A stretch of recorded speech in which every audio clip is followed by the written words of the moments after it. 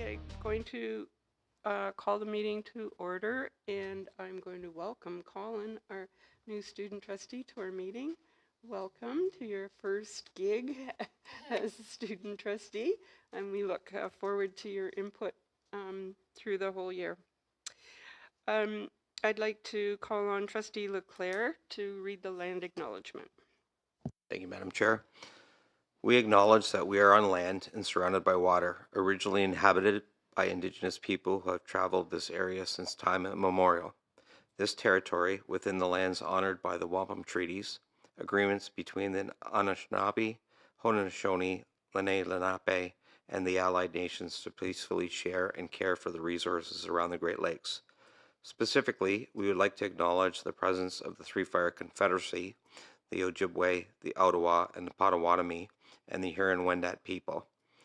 We are dedicated to honoring Indigenous history and culture while remaining committed to moving forward respectfully with all First Nations, Inuit, and Métis. Thank you very much. With regard to attendance, we have regrets from Trustee Nancy Armstrong, and other than that, all trustees are present. I need a motion for approval of the agenda. Moved by Trustee Buckler, seconded by Trustee Cook. All those in support? Any opposed? That's carried. Thank you. Any declarations of conflict of interest for this meeting? Seeing none. We have a report to be received, and just to give some background on the purpose of this report, last June there were concerns expressed for personal safety and security in the boardroom. Concerns were expressed by trustees as well as staff, and we felt there was a need to put a pause on personal attendance by the public until we could consider safety protocols. So with that in mind, administration has prepared a report for our consideration, and the recommendation is that we accept the report, which would allow the public to return to the room effective with the September 19th board meeting. So the report is now open for discussion. Don't know if administration has prepared any comments prior to, no? Okay. Then we'll open it to questions from trustees, and maybe I'll just go around the room. Might be easier. I'll go around, okay? Yep. Do you have anything, Trustee Cook? Not right now. Okay, Trustee Leclerc? So I have a number of comments. The first comment would be that I'll talk about the sign-in first, visitor protocol, trustee protocol. I do not believe it's appropriate for trustees to be signing in when they arrive because it makes us more trackable, whether we're in the building or not, what time we sign in, that type of thing. So I do not understand why trustees would be requested to sign in because we're not guests. We're elected representatives. We should not be signing in on a registry that is for visitors. Like I said, I find it troubling because it's trackable. The use of security guards, I just don't understand why we would use security guards to provide security to the level that we're providing. It's three security guards. They're unarmed. They have no authorities. They have limited authorities, I should say. They have civilian powers of arrest while they're on the premise.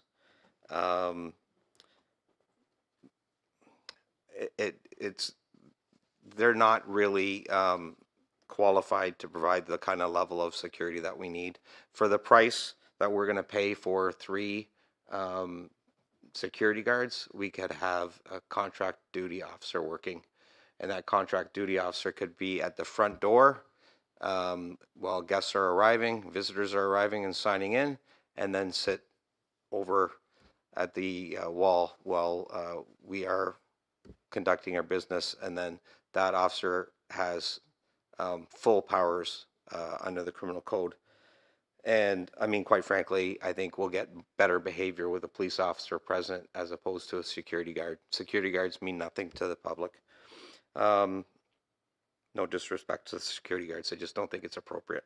The other thing I think is that I don't think we adequately address the fact that our staff is still sitting with their backs to a gallery of people that can easily gain access.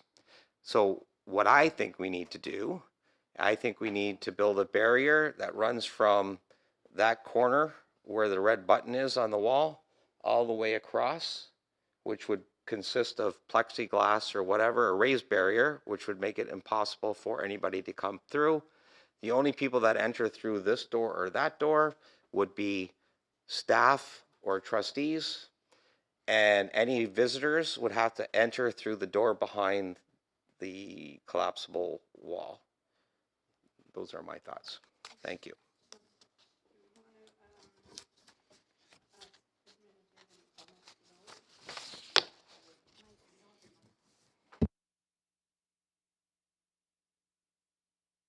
Sorry. Does admin want to comment at this point, or do you want me to keep going? I think we keep going so that we hear everything so that we Okay. can respond. Okay.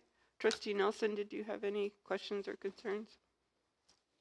My only concern about what is being suggested is parents are coming to be heard, and with the increase of security, it makes it more hostile to some extent, especially for those who are coming specifically to address concerns, and that's it. I understand that there is some need for security. I'm just not sure that amping up with police would be the solution, but I'm open to hearing everybody else. Trustee Sipkar? Yes, thank you. I had a few questions. One was related to Barry Horrobin, who attended. What was his rationale for the 3 security guards as opposed to some kind of off-duty officer? So I suppose that's my first question. My second question is related to how much do we foresee this adding to our budget? And was this the most cost-effective way forward? And then thirdly, I had a similar concern to Trustee Leclerc, although I didn't think it through that in depth in my mind, around some kind of barrier between the public as well. Our room is a little awkward in that we have a lot of unused space in the middle here. We have, people's backs. Was there any thought to reconfiguration of the actual seating and things like that, in addition to some kind of barrier? I'm just curious how that meeting went with Barry Horrobin. I worked with him before. He often has really great suggestions, so I'm just curious if this was kind of like the bare minimum he was suggesting, or was there a lot more, and what we can glean from his knowledge. Thanks. Trustee Chin, do you have any questions? Oh, thank you. My concern is that first is the cost, and I don't, add more cost on that. And second, I think we want parents' involvement, and it's the provincial indication that we have to encourage parents to involve. I'm thinking if the barrier setting up will have a different direction on that. And also, I support a police position here instead of 2 or 3 cars. That's it. Thank you. I think a police officer is better. Thank you.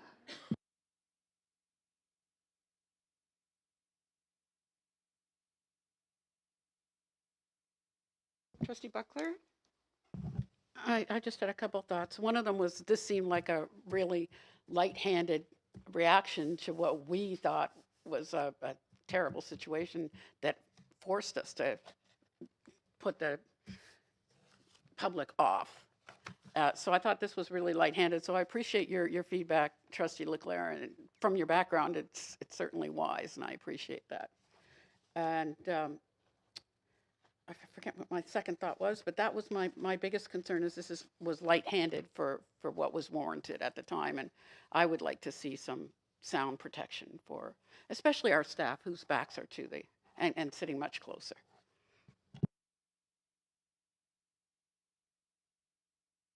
Thank you. Trustee McKinley. Thank you. One, I agree with Trustee Leclerc on the signing in. I've not liked having to sign in since we started. It wasn't what we did when I first became a trustee. I've never fully understood what value it was for us to sign in. And I know a lot of times I'm coming in with my hands full, and this year having to put everything down to sign in, it just makes it more difficult in the first place. I would agree, one of my things was high-profile contracted security personnel. Was that different than what we currently already had? But I would agree. I would think a police officer presence, if we feel that strongly about that, would be better, in my opinion. As far as the barriers, I'm not a big fan of the additional barriers. I think the presence of an officer, the checking in when they come in, if the officer is there, the need for, I'm not sure where this other barrier was, if it's in the hallway or what that is. I didn't really feel that was necessary myself. Nor do I like the idea of a big barrier going across there. We invite our parents, our staff, we invite students to come into some of our meetings for special occasions. Nothing says you're not really wanted like a big giant piece of plexiglass going across the back wall. I don't think at this point is warranted. I hope that we never have the point where I think it is warranted, but at this point I struggle with the idea of the barriers other than we have one downstairs when they come in. And if there's somebody watching that they're not going beyond our board area, that's enough for me. I don't think we need barriers, because a little barrier in a hallway is hardly going to stop somebody that really wanted to go over that barrier. I could probably climb over it if I really wanted to bad enough.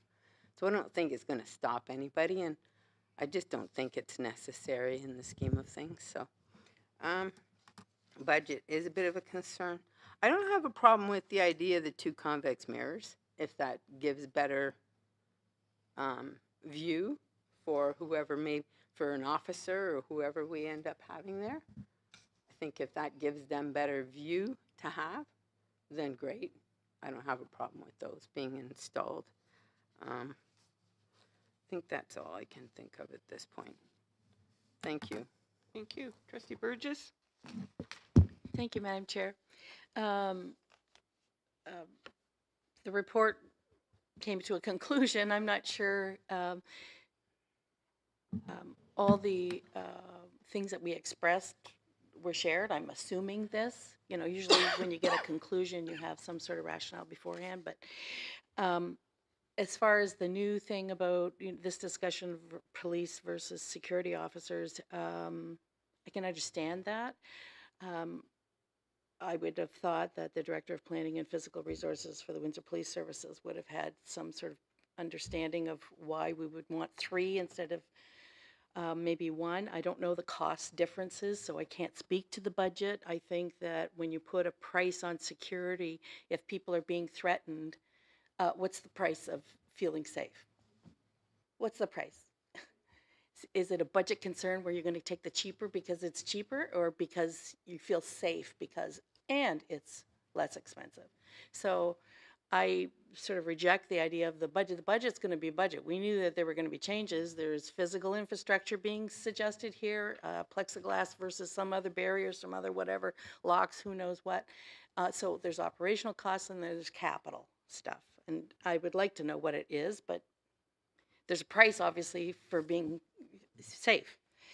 As far as signing in, I want to say that I have to sign in everywhere I go where I'm a visitor. This is not my building. I do not work here. I do not have an office here. We used to have an office. We don't have an office. So I have no problem signing in. Signing in was explained to me as like a manifest on a building. In any other building, you've got a swipe card, you know that they're there. We don't have a swipe card per se. We have one, but I mean, I don't know how it allows us in while people are at the reception desk, etc. I have no problem for fire and emergency, etc., knowing that I signed into a building and that they know I'm present. I think that is a security measure. I don't take any offense. I do it at schools. I do it at many, many buildings. So that's not a barrier for me. I'm happy to sign in. And I think it's a good thing that we sign in and know that we are in the building. I think there are things that are politically volatile, just even on the weekend, and you would have maybe got your email today, and the president of OPSPA had to respond to some things where I think some issues that are politically volatile, rather, are even made more volatile with the expression of some leaders. So I find that problematic. I don't see it as something that's going to diminish this year. So I believe that the reason for this report is still very active, even though we've had some time off and an ability to take a deep breath. The question about the there's an auditorium divider, and then there's some sort of barrier to the south of the washrooms, etc. There have been many times, because I use a cane, hope my knee's good on Thursday when I get it fixed, but we'll see. I have had to use the back because there is no parking in the front. We don't have reserved parking. It's definitely not our building. There are lots of times that I come in the back door. So I see doors for public attendance at 6:30. Our meetings very often start at 5:30 in order to sign up on some sort of registry. How will people physically sign up? We also coincidentally have a bylaw review committee where we're talking about changing our times, committees, meetings, all of that. So I'm assuming that this is just because it's status quo. Our meetings start at 7 for public, but it's been regular that people will sign up before the public meeting part of it opens up, which precedes a committee of the whole private session. So logistically, I don't understand the 6:30, how people are going to sign up. Where will they be? Will they have to hang out in the lobby? Will they hang out in the in the parking lot until they come in? I'm not sure where they would hang out. So that I don't understand. The physical barrier to the back, if you're coming in the back elevator, doors for public attendance, I'm assuming we're not the public. So how will we be escorted from any of these, from the front or the back to wherever we're going to go for our meeting that should start probably 5:30? It makes sense when there's, I guess, 3 security officers, and I want to note that I appreciate that one's downstairs, one is patrolling, and one is here in this room. So I understand the logistics of having that physical presence. Having been in a meeting where somebody, it was an expulsion, I think, committee meeting years ago, where somebody, oh, you're laughing, do you remember maybe? Somebody who was present definitely jumped over barriers and definitely jumped out, and we had to look at all kinds of, security cameras, et cetera, to see where this person kind of absconded within a nanosecond. And they were well away by the time that we could determine that. I understand the convex mirrors, I understand the security cameras, I understand all of that. But this is again about a feeling of security, not only security. Any security can be bypassed. I'm not looking for, you know, Fort Knox lockdown, you know. So I think that the logistics still aren't, I don't see the logistics for me if I'm coming in the back door and there's a barrier to the south of the washrooms and how I'm going to get to a certain room. Does that mean somebody's going to escort? There's a buzz in from the back? Like, I don't understand.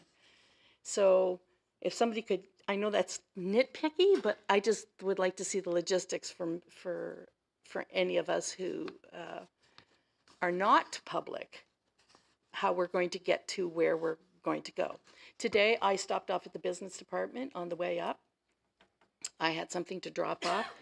If I'm here at 5 o'clock, it's closed to the public, but how would I, like, what kind of permissions are necessary for us to roam around in the building, I guess is what I'm looking for. So, and I think that's it. And I want to say I like the idea of the microphone, proximity of the microphone, different from the regular presenters who are from this building and from this organization versus a public microphone. I think the physical proximity is something that should be there. It was very intimidating for student trustees, particularly who were targeted, and for somebody who sometimes needs explanation or a chat or something to be misinterpreted as being disrespectful. I think that's a little easier when there's a mic right here. So I like that idea. I want to mention that. So more questions and answers, but thank you. Colin, did you have any questions? Through you, Madam Chair. I definitely agree with the police presence over security. I think that it's you feel a lot safer with your law enforcement here as opposed to just hired security. My main question is on the convex mirrors and the rationale behind that. Just because anyone who's looked through a convex mirror knows that a lot of things are morphed and can be misinterpreted. So I'm a little anxious on if we have security or law enforcement and they misinterpret what they're seeing in the convex mirrors because it can morph what you're seeing, what could happen in that. For the plexiglass wall, I definitely understand why we are having that. The only thing is, I think that that's going to only outrage the public more than it already has, that we were closed. Just having it, I think that we're going to see the analogy that they feel like they are caged zoo animals as opposed to people. So I just think that we really need to consider that before we go forward. But I think that that's everything.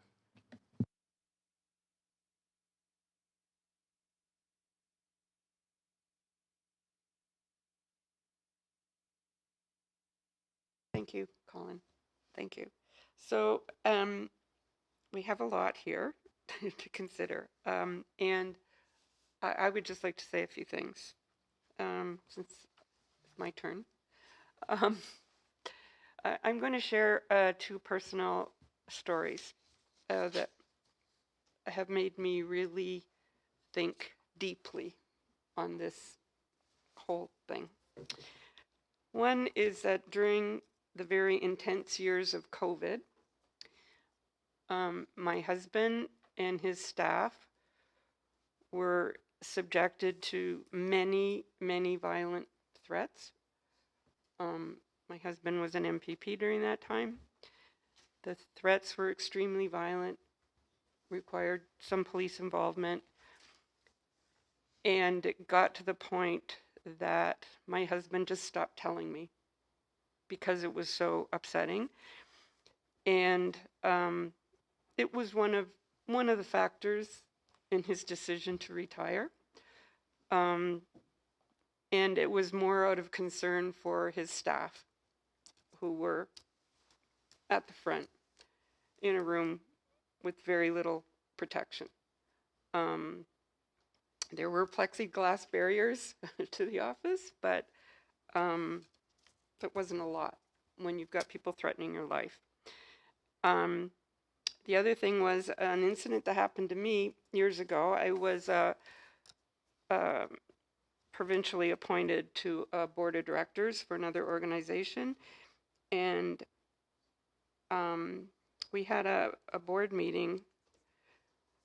It was off-site from our office in another building, and we were confronted with an active shooter.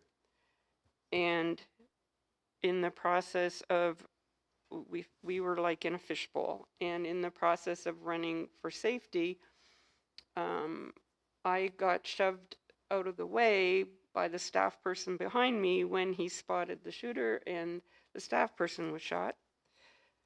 And I just kind of stumbled out of the way when I got pushed.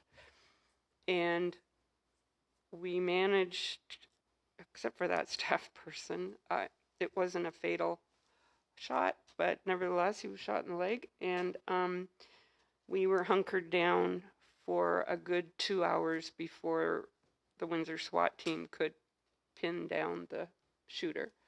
And the shooter was a disgruntled client. And over the years, I kind of put that out of my mind. I think I had PTSD for a while. And I put it out of my mind. And I think I became complacent about things like safety and security in a situation like this. I totally agree that we are dealing with volatile political issues right now. I don't think it's going to get better in the near future. And thinking back on, you know, what did happen to me and what affected my husband and his staff, I thought, I can't take this lightly. And it's an issue that's being faced by boards across the province. We're not alone. Trustees are concerned for their personal safety. And it's sad that we have to be facing this. It's different times. It really is. And I think that there are members of our society now who deal with issues differently and more aggressively. And I think that we have an obligation to ourselves and our staff to ensure our maximum safety.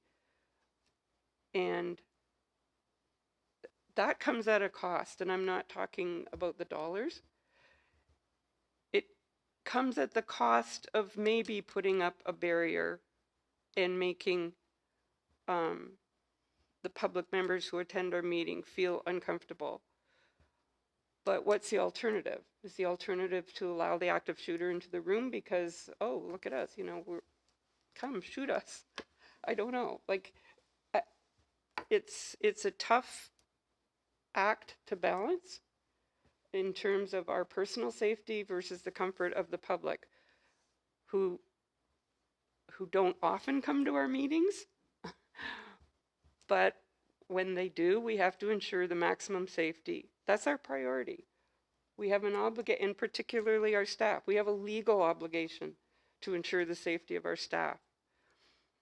And there will be some cost in terms of the public's attitude towards whatever it is we decide to do. But we do have that obligation. And I hope that tonight we can accept some forms of increased safety and security that are agreeable to everyone, so that we can provide for the safety of everybody in this room. So having said that, we'll go back now. There are some trustees who wanted to comment on the remarks, and Trustee Cook hasn't yet commented, so I'll go to you first. All right, thank you. For me, this is obviously it's about safety, and I think everybody who comes to our meetings, whether it's public coming to listen, speak, whatever, or trustees and staff, we all have a right to be comfortable and safe. I'm just going back and forth, and with all due respect to Trustee Leclerc, with all your experience, I go back and forth with the barrier, and then it goes through my head. Well, what if? What if we didn't? And what if something happened? Or what if we did and nothing ever happened? You know, I mean, it's kind of like going back and forth. How far do we want to take this? You know, yes, people felt unsafe, but is it at the level where we put up a barrier? And then I'll say it again. Then I ask myself, okay, but are you willing to take that chance? So I go back and forth, and I hear Trustee McKinley, and I agree with what you had said, and I agree with our new student trustee too.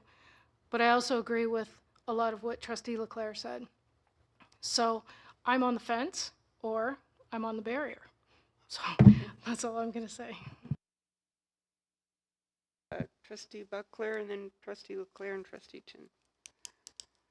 I'm just frightened in view of the fact that we've been accused of indoctrinating children at what is coming at us. That was my first thought from the first time. I should have shared that. And the second is, as somebody that stood in a plexiglass cage for the last 3 years, ain't killing anybody, but it's keeping me safe.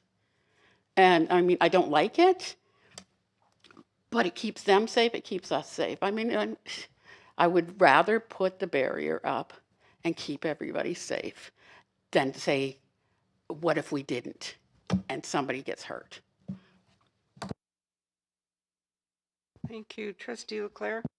Yeah, thank you, Madam Chair. So for clarification, because Colin, student trustee Pine brought it up, there's no vision of this being turned into some plexiglass wall, so we're in a fishbowl. I have a picture. What I envision is a plexiglass barrier, so you can still see through. That is approximately 3.5 feet high. It's a barrier. It's not a wall, and it's clear. And the reason it's clear is it ensures that there's a way to see through, but it's not high enough that you feel like you're in a fishbowl. I think the other thing is, and I do have a picture which I will gladly show. It's from the city of Windsor council chambers. See the plexiglass barrier right there? Oh, yeah. Plexiglass barrier right there. That's city of Windsor. And that's the public gallery from. I assume so. Yeah, that's exactly what it looks like. Thank you for sharing that picture. That's helpful. Right there. Right there. Can you send that? Right there. Yeah, I will. But I don't have everything. Right there.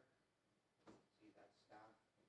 So the other thing I will say is that we do have circumstances where we have students or whatsoever have to come forward to receive an award.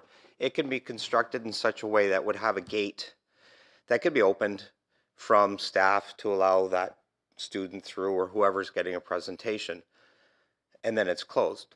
Let's not forget, there's no expectation that this area forward should be open to the public. There should be a public viewing area to watch our meetings. There should be no expectation that they can easily just walk down into our area where we're conducting business.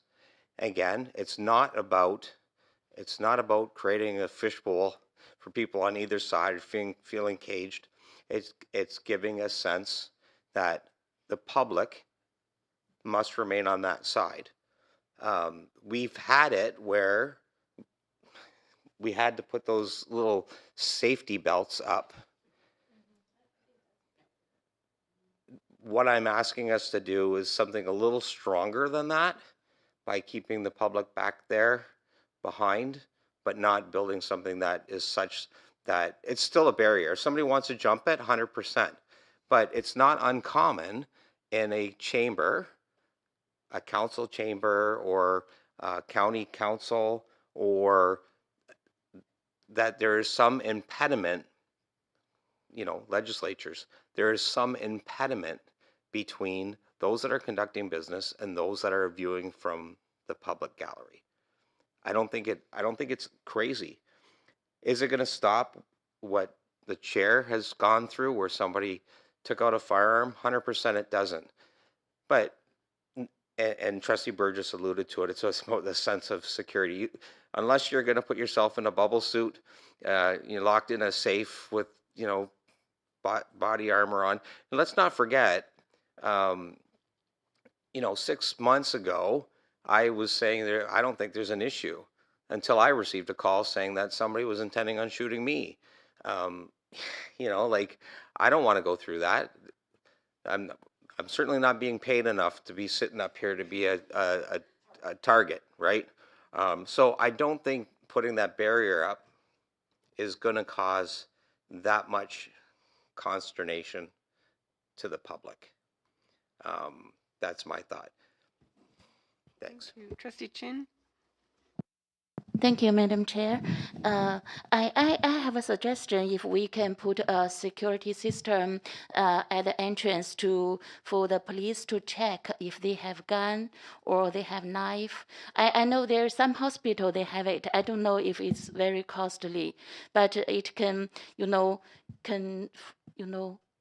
prevent the case that they have such kind of weapon.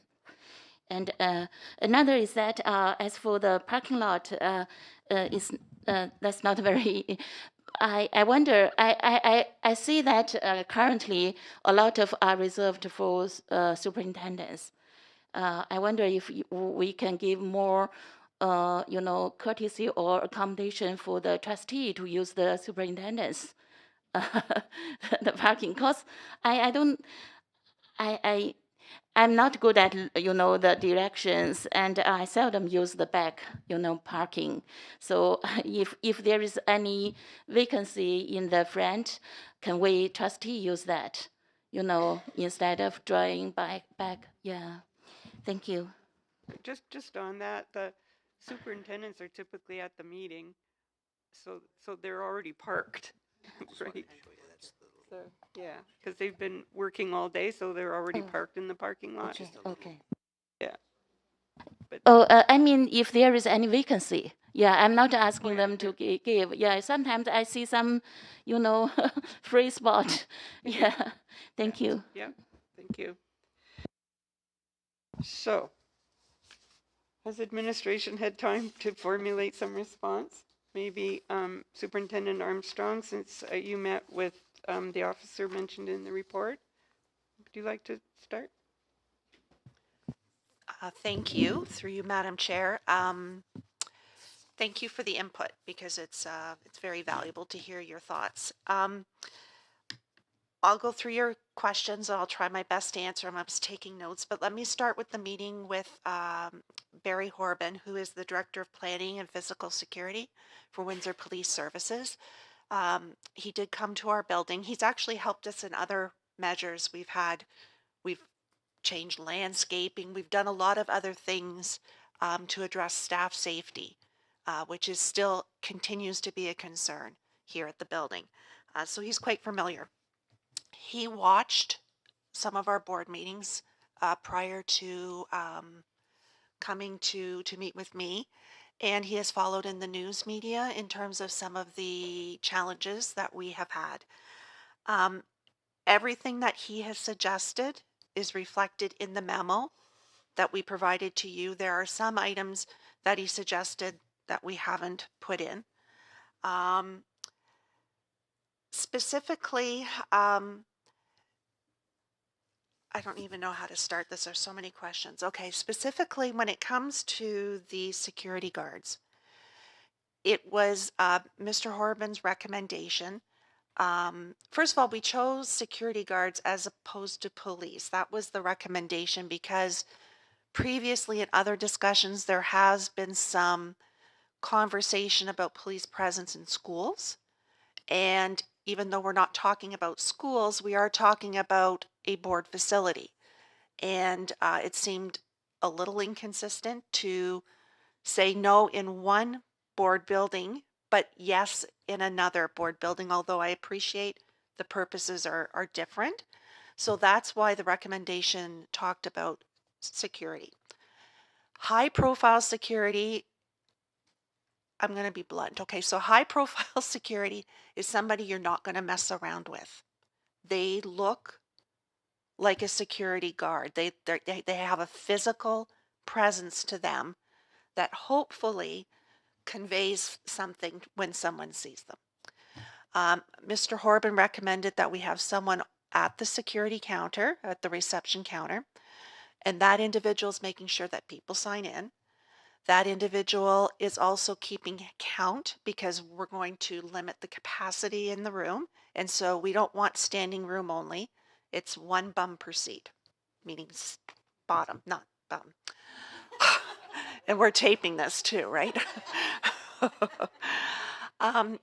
He also suggested that we have a security guard that's in a vehicle that's at the back of the building so that as people are coming into the meeting and exiting the meeting, they're able to go to their cars and feel safer. And sometimes I've had comments where people have felt uncomfortable or someone from the public has followed them out. So that was intended for that. And when that individual is not at the back of the building and to the front of the building, they'll move the car. When the meeting is present, that person's in the building and they are walking the building. And then they're going back out to the car and they're checking the car. It's going to be an unpredictable format, but to provide that level of security both inside this building, outside of this room, and outside as well. He also recommended that we have 2 security guards in this room, depending on the capacity. So if we have 20 people come to our building, we can fit 33 people in the stadium seating, then you only need 1 guard. But if we know we're having a discussion topic that is really attracting a lot of attention, then you have a second high profile security guard who is again in the building but is sitting in the auditorium. Their job is not to look at the convex mirrors, because I know that got brought up. Those convex mirrors are for people like me and everybody else that's sitting here and can't see behind them. It's not perfect, but it improves the visibility for those of us whose backs are to the public, so that we can at least get a sense if there's something happening. It will help us, unlike where you can generally see, we cannot. But those 2 security guards in the building, they're taking notes, review notes. They are watching the public. They are not watching us. If someone gets up and goes to the washroom, gets up and leaves the building, and if they're not back after 10 minutes, that guard's going to get up and make sure, one, that they're not in distress in the washroom, but make sure that you can account for where people are. So that was the purpose for the security guards, and why 3 for certain were recommended, but why potentially a 4th may be required, and what high profile means. And I've also explained about the convex mirrors. The other recommendation was about the curtain. I call it a curtain. First of all, on the budget piece, the convex mirrors we're repurposing from Prince Andrew School, so there's no cost to those, and they're going to be installed internally by facility services staff. The curtain is like a gym divider. When you have a gym and you're going to divide it, into half, so you can have 2 gyms, for example. Again, that's stuff we have stored at low, so there's no cost to that. Internal staff will install it. The reason why we're recommending that we put that up, according to Mr. Horban, is we want to maintain the flow of people in the building. One way to come in, one way to go out. Because what was happening, we used to have like a flip chart, and we put it there and we'd say, do not enter beyond this point. But the reality is people were. Custodians were coming to me after the meeting, and there were members of the public trying to open department doors. There were members of the public in the trustee lounge. They were all kinds of spaces, and we don't want that. They need to be in this room, and they come in one way, and they leave the other way. And so the way that auditorium curtain works is 99% of the time it's never going to be shut. It's just up against the wall, and it's kind of locked in, if you will.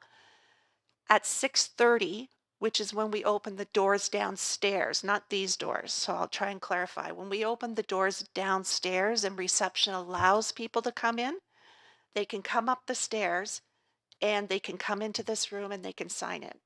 They can still access the washroom. They can still access the fountain to get some water. So they can't go any further, and we don't need to worry from that perspective. Again, it controls the whole access point. The curtain divider comes across, there's a key, and it locks it in place. And then Melissa, presumably myself, would have a key as well as the custodian. We would only pull it across at 6:30 when we open those doors to the public. So if a trustee's coming in and they have to park at the back and they're coming in for a 5 o'clock meeting, there's no impediment. That's not the intent, that there's an impediment for you to come and go. Well, maybe go, because we won't probably unlock it till they leave. We can work out the mechanics of those pieces. But that was the intent for that, again, is to control that access. We considered putting a gate. The recommendation from Barry Horwin was at least put a gate that was at least 4 feet high. You don't want somebody to be able to hop it. Again, you're trying to control the access, but we do have the security, the auditorium thing already in stock, and that wouldn't delay us from opening the board building. What else? Signing in. Sorry, I'm probably all over the place here. Signing in, if you have a swipe card, you don't have to sign in. The reason why, though, we ask you to sign in is because if we ever had a fire and we had to be able to account for people, we can easily get who was in the building from the staff that swipe in. And when we actually have fire drills and when we actually have a fire alarm, the reception is actually grabbing the logbook of visitors, and it comes out with them too. So we can always account for the number of people that are in the building. So it's not to try and make anybody feel vulnerable. We're trying to manage those situations if there was ever an emergency. We're recommending for the public, like I said, that capacity limits, the doors will be open at the reception for them to come up at 6:30. We're not asking them, they cannot bring any signs, any props. You can't bring any of that stuff into the building. We did talk about putting a barrier and a gate. I'll be honest, we did. We talked about it. We'd have to reconfigure, like all of this would need to move in order to do that. Because the space between the stadium seating and that last row where staff or our union partners are sitting is not, it's not wide enough. So everything here would have to shift forward. And then we were just a little cognizant of if there was an emergency we needed to get out, then we could have like 133 people trying to get out just the 2 doors in the auditorium. So that was part of the consideration about that. The other thing to keep in mind is that a plexiglass or a barrier like that, if somebody is bringing a gun in, it's not going to stop it.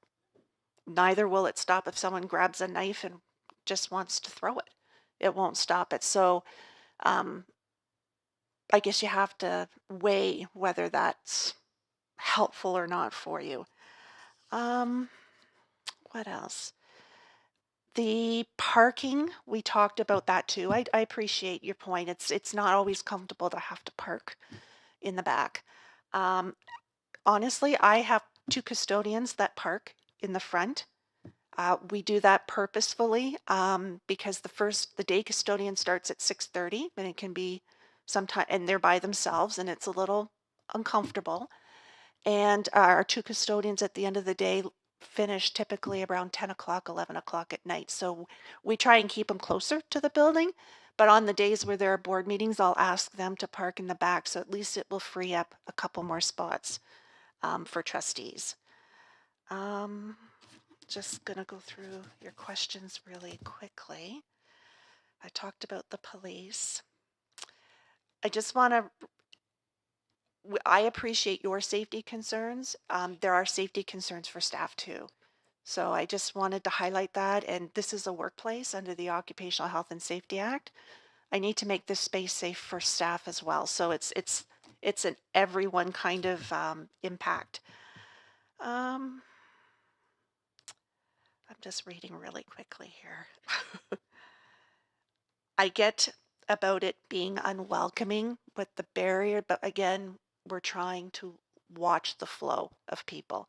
The other thing is department doors will be locked. We did that before.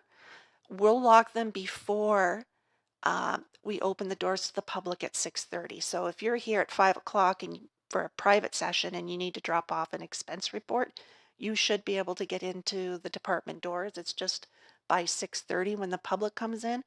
We've locked department doors, meeting doors, just because we have had people wandering and it's been a little bit problematic. I don't know. I think I've covered a lot, but happy to answer more questions. Trustee McKinley? Thank you. I think you did an excellent job of addressing many of the concerns. One of the ones I had about a barrier out in that hallway was addressed when I realized it was like a curtain that would retract. So it's like, okay, that's not a big deal. Completely get that. The other thing, the convex mirrors, I already had no problem with that anyway, and I certainly understood. It was good to have that explanation as to why, because they're up here so you guys can see back there. So other than that, I think, I don't like the idea of a barrier across there. I don't mind the idea of the security guards, provided we're assuming they're from a different company than we currently have that does the security in the past. Would they be the same Would people? be the same company. I don't know if you have specific concerns though about. Well, I mean, there have been some security guards up here that I wasn't even intimidated by. I thought I could take. So, that.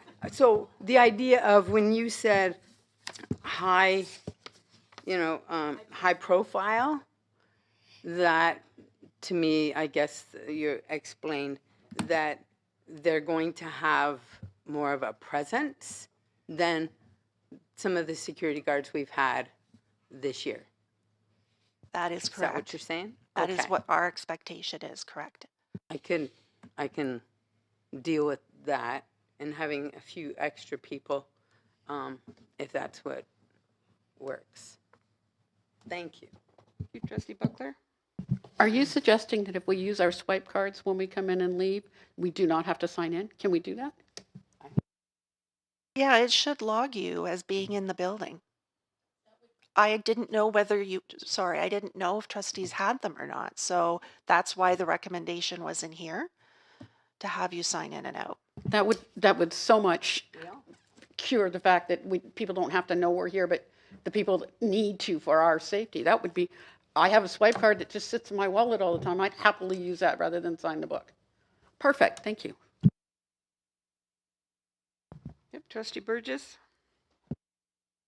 Thanks, Madam Chair. I don't want to get into the nitty gritty of it, but the thing about a barrier, what kind of barrier? We've seen an example of a not so high, barrier clear so that you could see through it, and that's always less intimidating when you can see through it. You don't feel as isolated as something solid. But we do have these things. I mean, I'm going to say that in the 23 years that I've had it, there was a time where you could just walk into a school. There was a time where our lobby downstairs was completely open, had no things. So this is a continuum. It's not something that we're only being reactive to now. It's a continuum to certainly the province understood the idea of security in our schools, making them safe and welcoming spaces, but secure and safe places.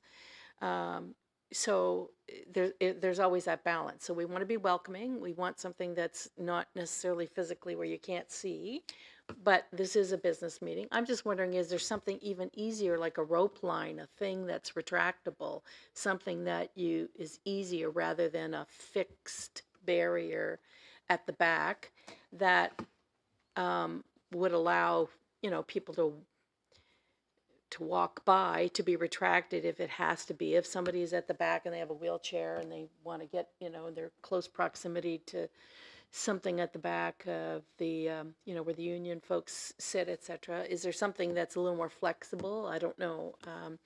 I don't think the plexiglass barrier or a rope line or anything is going to stop anybody who means harm. It's the sense of security is having the folks on and the monitoring. It's almost like to put in place so that we've got evidence after the fact. It's not going to save anything. Any of the threats that I've had are to slit my throat. So, and my family members. If somebody wants to, they can find where I live. They know the meetings. We're talking about a security matter that is protected. If we wanted to talk about it in camera, we could. We chose not to. We're talking about details. If anybody wants a detail about how high the barrier is going to be and want to, practice hurdles, we're giving them a recipe to get around everything. So I'm not fooling myself. What I'm trying to say, Madam Chair, we're here to make it a safe workspace, a safe business conducting space, open and welcoming to the public in a respectful way. I'm just wondering if there's something that we could put a barrier that isn't a fixed barrier, but something more like this that gets retracted, and so that if this room needs to be used for, our general purposes, it's not just trotted out for board meetings. If we want to have a meeting that for our staff that's larger and they don't feel like they're, in the peanut gallery, it should be flexible to our full needs. So that would be my suggestion, something a little less obtrusive. Trustee Leclerc, then Trustee McKenna. Thank you, Madam Chair. Just 2 points. On the barrier, there's no doubt that if somebody wants to leap it, they're going to leap it. Security is what it is. There's no panacea. There's nothing that can ensure 100%. But what a physical barrier does, it creates it's a psychological barrier for people as well. It also increases reaction time, right? It gives you more time to react to a threat, unless it's a gun, of course. If it's a knife, it certainly gives. In policing, there's a 21-foot rule. You always want to have 21 feet between you and the knife. So a barrier would increase the time that you have to create that 21 feet. So that's where I'm at with the barrier. I won't go on, but yeah, it's a psychological thing for most people, that it creates in their mind a space that is for the public and a space that's for the meeting. And then in terms of the security, I mean, quite frankly, I've never heard of, what was the term? High profile. It was Mr. Horriban's term. Yeah, never heard of it. And Barry I know quite well, does a good job with the work that he does on crime prevention through environmental design. I actually did say to Trustee Nelson that the one odd thing, if we did use a police officer, was that mixed message that we might be sending. But it's not me sending a mixed message, because I know where I stand. But anyways, the reality is, if we start with the security guard and we don't feel comfortable with that, we can always, nothing's set in stone in terms of what we're doing. Trustee Burgess said, this is a continuum, right? So maybe we start with something, although I never heard of this type of security. I don't have a lot of faith in security. I don't believe in home security systems, because I know that they don't work, because by the time the police get called, whatever's happened is long done. Anyway, so having a security guard here, if there's a real incident, what are they going to do? What are they going to do? They're going to call the police. That's the reality. But like I said, I'm not opposed to going down that road if that's what the trustees want to go with. I do know, again, you know, a lot of security is about the psychology of it, and that's this enhanced thing. Oh, we're gonna have these big tough guys, right? Well, most people don't take security guards too seriously from the outset. Maybe this enhanced person does because he or she is very physically fit and intimidating that way.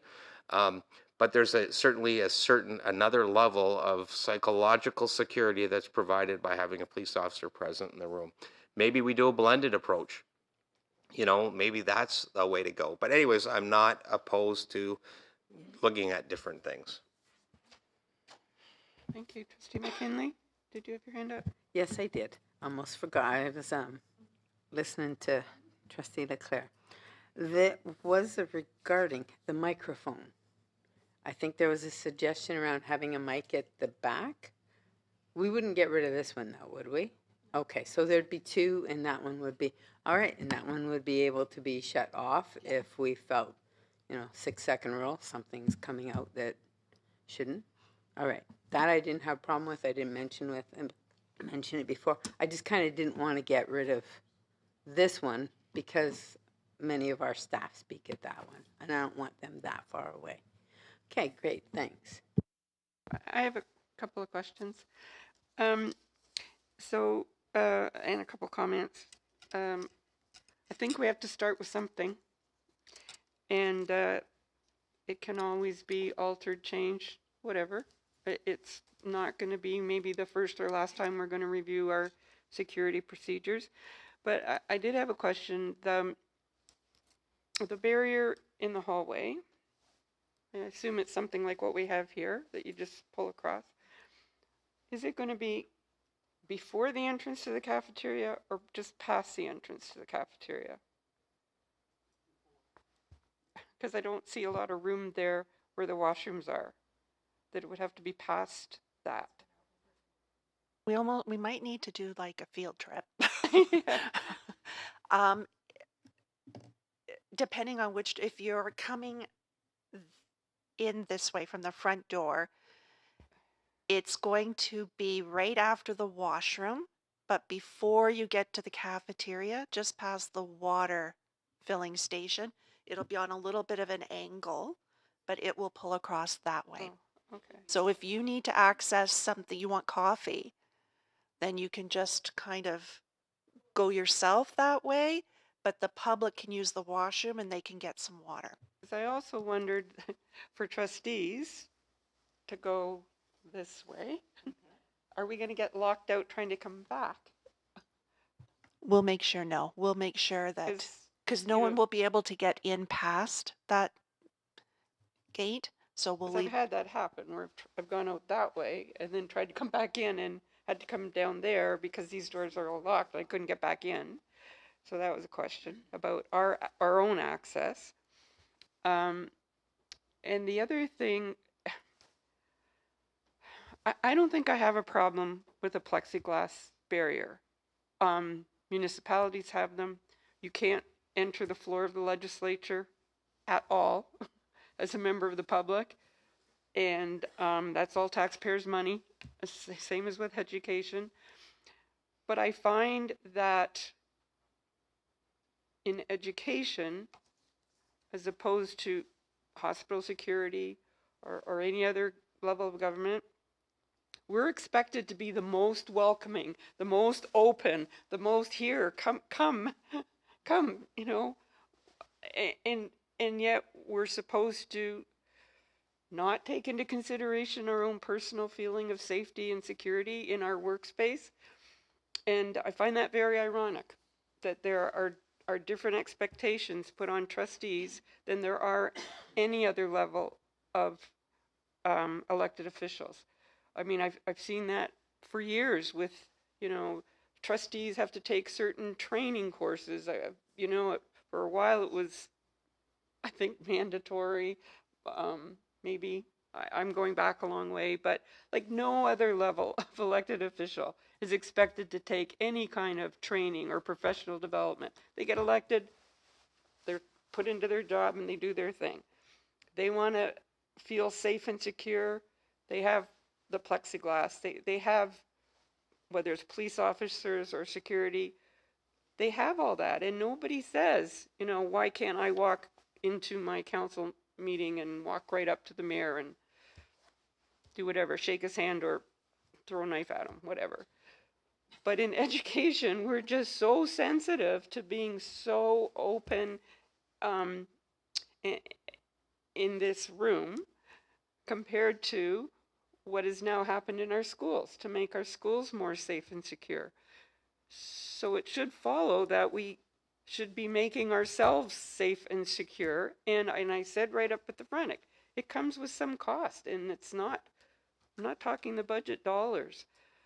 And I do believe in psychological barriers, and I think they are effective.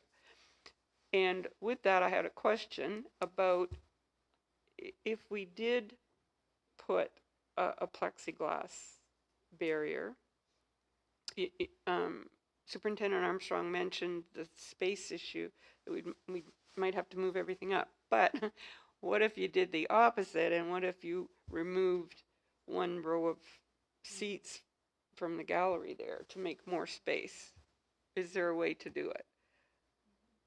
You could come straight across in like an L if you removed one set of, that's if the trustees support the notion of that. And again, I think it's part of that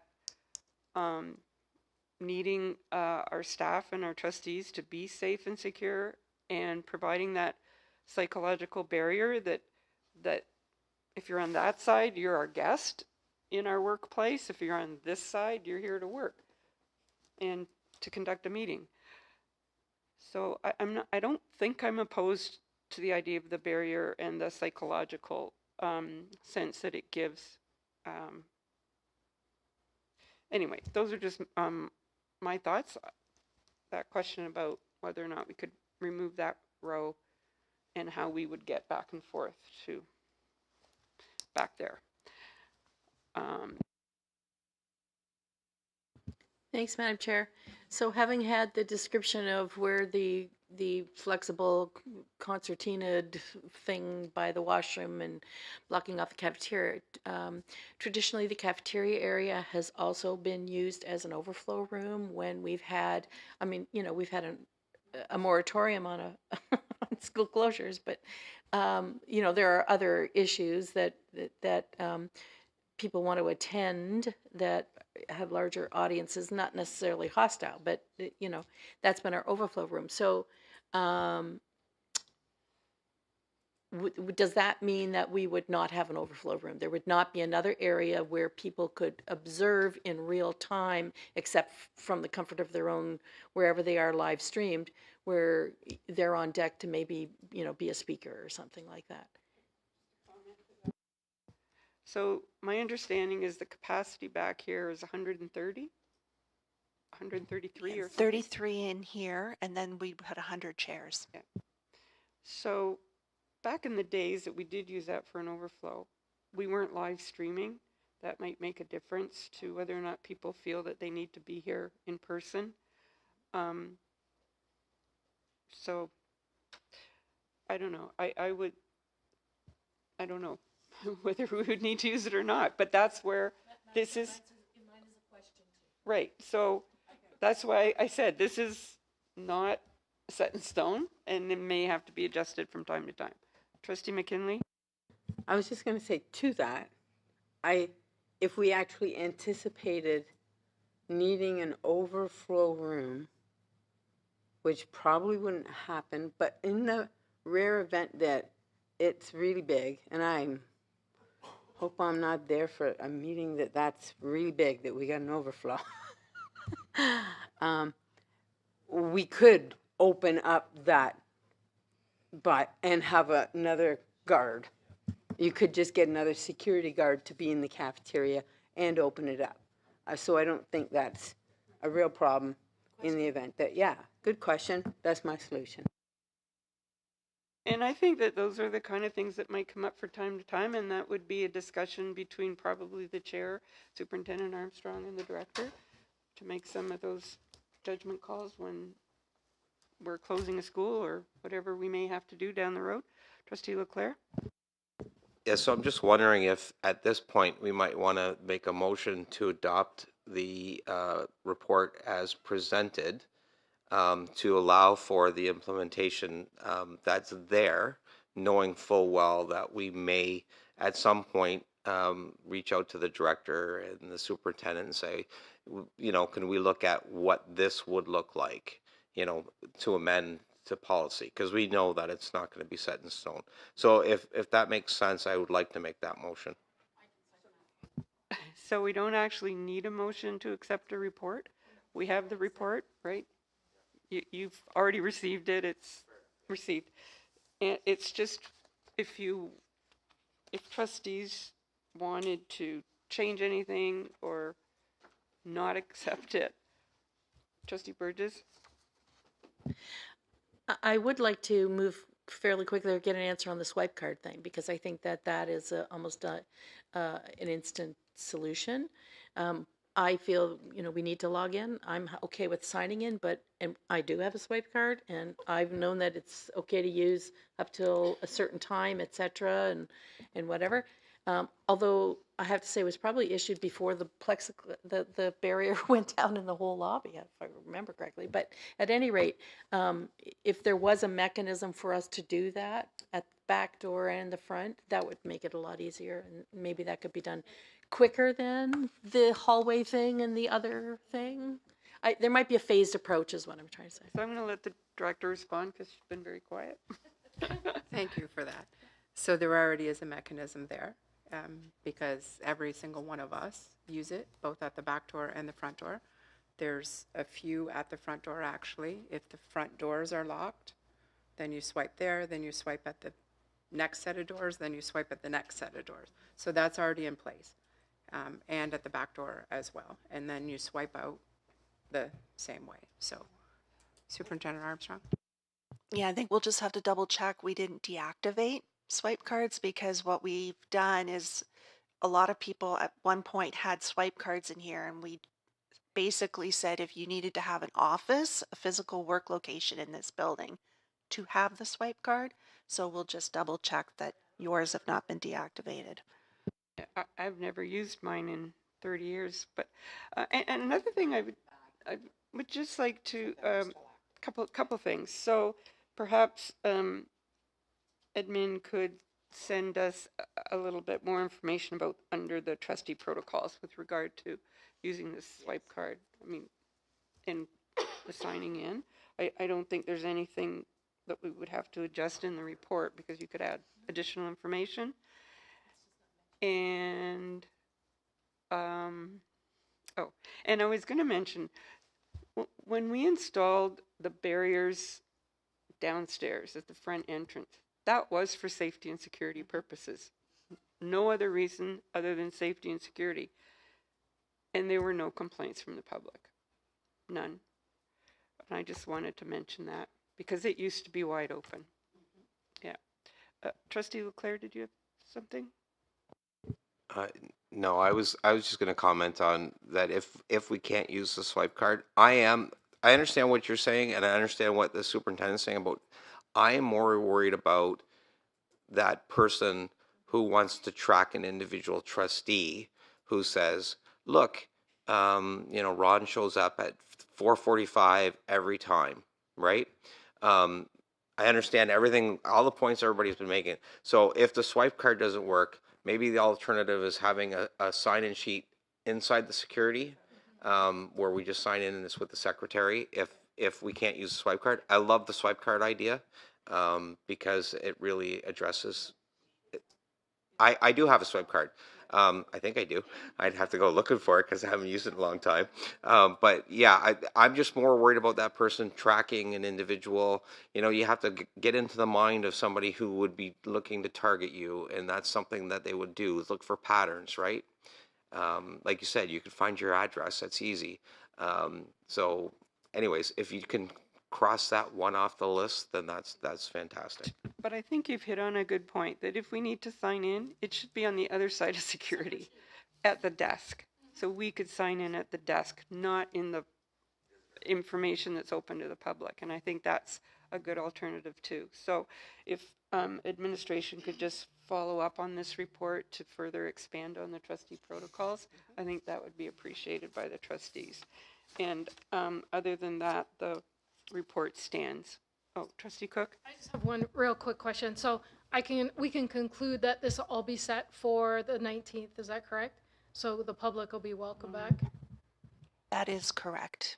Unless you decide to do the barrier, then that might take a little longer. So the barrier, I think, would have to be by motion because it's not in this report if trustees wanted to make a motion. Leclerc? Yeah, so I would make a motion requesting that administration look at options for a barrier and report back to the Board of Trustees. How much time do you need? As soon as possible? October 17th? Want to just leave it open as Yeah, soon as I'll leave it possible? open, that you will do it as expeditiously as possible. Do we have Seconder? a second? Do we have a seconder for that motion? Trustee Nelson? Do we need any more discussion? Oh, and we're talking about a barrier between our workspace and the public gallery, just for clarification. Okay, I'm going to call the vote. All those in support? Yeah, that's carried. Thank you very much. And now we've reached the end of our agenda, so I will declare the meeting adjourned and remind trustees that we have a workshop beginning now in the board committee room. Thank you very much for your time this afternoon with this meeting.